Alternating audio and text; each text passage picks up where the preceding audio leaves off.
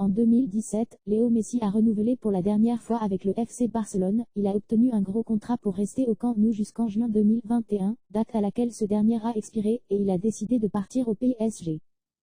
Le Monde a publié les conditions présumées qu'un an avant la fin de son départ, en 2020, Messi avait exigé du club alors présidé par Josep Maria Bartomeu. Le journal a également publié une série de mails entre Georges Messi, le père du joueur, Georges Pecour, avocat, Oscar Gros, PDG du club, Roman Gomez-Ponti, responsable des services juridiques, et Alfonso Nebo, responsable du Family Office Léo Messi. Parmi les courriels présumés, l'un d'entre eux se distingue particulièrement, qu'ils sentent le poids de l'épée sur leur tête, aurait dédié le père de Messi à Alfonso Nebo, selon cette publication du Monde.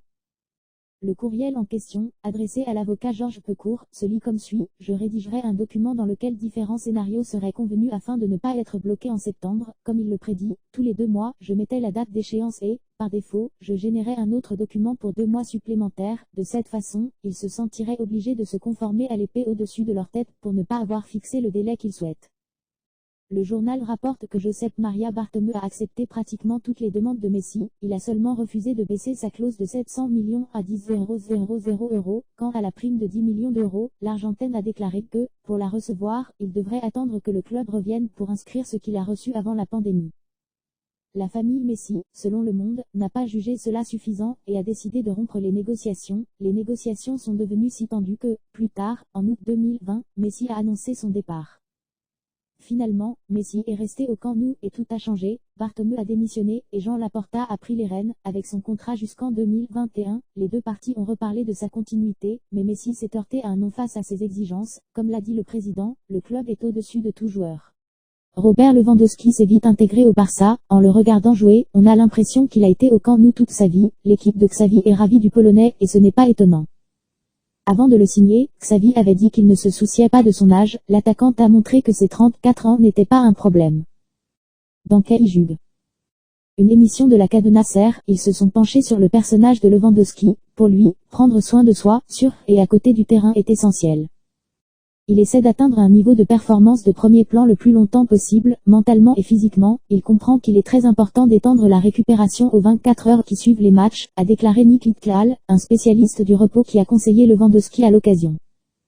Marek Rybinski, recteur de la faculté d'éducation sportive de Varsovie, où le Polonais a étudié, a déclaré que tout dans sa vie est subordonné à la réussite. Il a souligné qu'il pratique la préparation mentale, travaille avec des psychologues, fait très attention au moment de se coucher. En bref, il mène une bonne vie.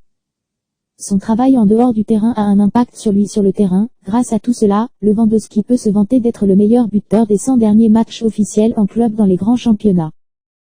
Considéré comme l'un des joueurs les plus prometteurs de sa génération, le jeune Youssoufa Moukoko pourrait quitter le Borussia Dortmund en fin de saison. Selon Bill, les agents du joueur allemand d'origine camerounaise n'ont pas trouvé un terrain d'entente avec le BVB pour une prolongation de son contrat, même si c'est la priorité du club allemand.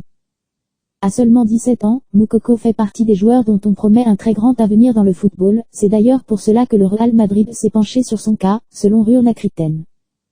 En effet, le plus jeune joueur à avoir marqué en Bundesliga et en Ligue des Champions sera libre de négocier avec le club de son choix à partir de janvier prochain. Il pourrait ainsi s'associer aux jeunes Brésiliens Vinicius et Rodrigo du côté de Madrid dans le cadre d'un transfert gratuit.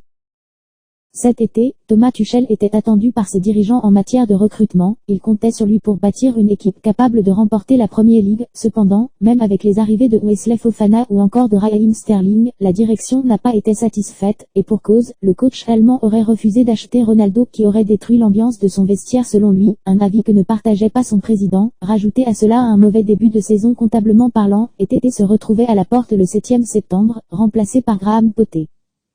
Mais le tacticien passé par le PSG n'est pas du style à se laisser abattre et, il aimerait reprendre du service au plus vite. Et le moins que l'on puisse dire, c'est que le vainqueur de la Ligue des Champions avec les Blues a un joli CV, Stuttgart, Augsbourg, Mayence, Dortmund, le PSG et enfin Chelsea, de quoi attirer beaucoup de grands clubs. Le média allemand Sport Bild a d'ailleurs révélé que Tuchel serait très intéressé pour rejoindre le Bayern de Munich, club dans lequel son nom avait été évoqué quelques jours auparavant.